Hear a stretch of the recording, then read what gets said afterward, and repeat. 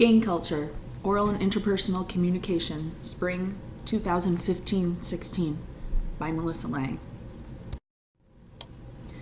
There are 1.5 million members of more than 35,000 different gangs in the United States alone. These include street, prison, ethnicity, and motorcycle gangs, among others. There are 6 cities in America that are highly gang infested. This shows the top 6. Number 1 being Chicago, Illinois. Gangs use different communication styles and tactics to communicate with each other. Some examples are tattoos, wearing different colors, hand signals, graffiti tags, jewelry, clothing, slogans, even fingernails, different hairstyles, and the internet. Gangs are actually using MySpace, YouTube, Twitter, and Facebook. They can reach a large audience. It's low risk, and they can send private messages back and forth to each other. The hand signals, symbols, and music and things that are used, generally they try to use those to threaten or intimidate others. Gangs often use hand signs either to identify themselves as a gang or to flash a warning. Some gangs have such advanced hand and body signals, they can actually have a complete conversation without saying a word. I tried to find some videos on this. It's fascinating how it's like sign language. They don't even need to talk. However, there's much profanity and things in those videos, but I really encourage you to go search around if you ever have extra time. It's quite fascinating how much practice and really how much brain power it takes to memorize all of those hand signals.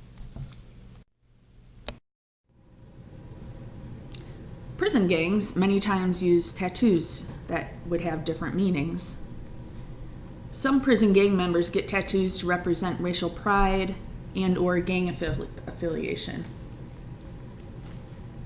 Getting tattoos while serving time has always been a big part of prison culture. The tattoos can have many different meanings, like I said, some to express racial pride and gang affiliation. There are special prison gang intelligence officers in the prisons, and they actually use these tattoos to identify gang members and segregate them for everybody's safety.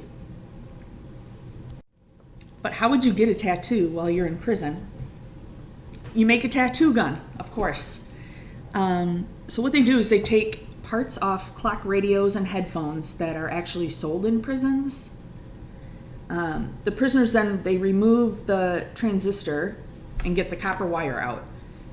Then they take that wire, wrap it around something metal like a bolt or a screw, and make a positive and negative relay. It's real simple. And that powers up their tattoo gun. They then take the magnet off of the headphones and then use a screen or something similar like that off their windows, and that actually becomes their needle for the tattoo gun.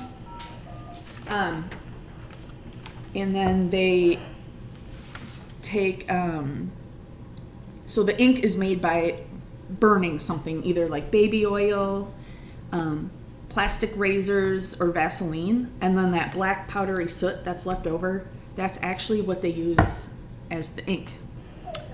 Found that very interesting.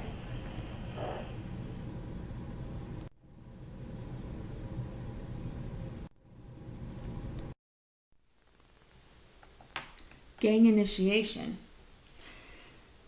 The most common type of gang initiation is jumping in.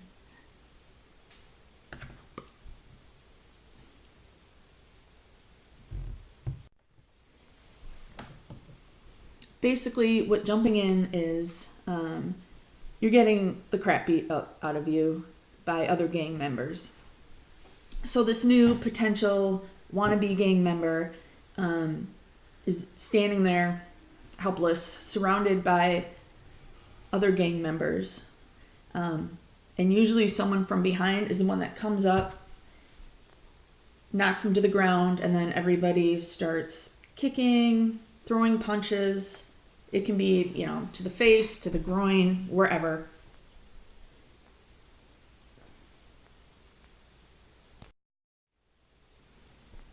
Also, sometimes they have to do something that's called jacked in. Basically what this consists of committing some kind of theft, anywhere from stealing a car to stealing money, stealing something from another gang member, from a rival gang, anything like that, just some kind of theft. Russian roulette. Well, we all know what this is. If you want to be somebody that plays this, either you win or you lose. And we all know what happens if you lose. You die.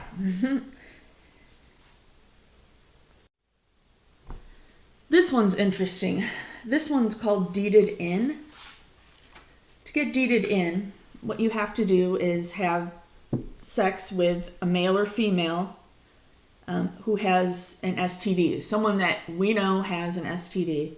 And if you do that and you don't acquire the disease, you're in. If you do acquire it, I don't know, I guess you're not in the gang and now you have an STD. If you're lucky enough, you could be what's called blessed in. If you're blessed into a gang, there's no initiation, but you must have an older relative that's already in the gang. So it doesn't necessarily have to be like a grandpa, but if you have an older brother or aunt, uncle, whoever that's in a gang, you can be blessed in. You don't have to go through any of the crime committing or anything like that. There is some other interesting facts. So a lot of times if you have to do the jumping in thing, which is getting beat up, you are also required to do something else, something they call a mission. This can be anything from stealing a car to fighting with another gang. A lot of times, unfortunately, female gang members who want to become a member of a gang are often raped as part of their initiation. I have no words for that. So I found doing this was very interesting. There's lots of good videos and images and things out there of all this stuff that happens in gangs. So on that note, I thank you for listening and watching this PowerPoint, and I hope you learned something as I did.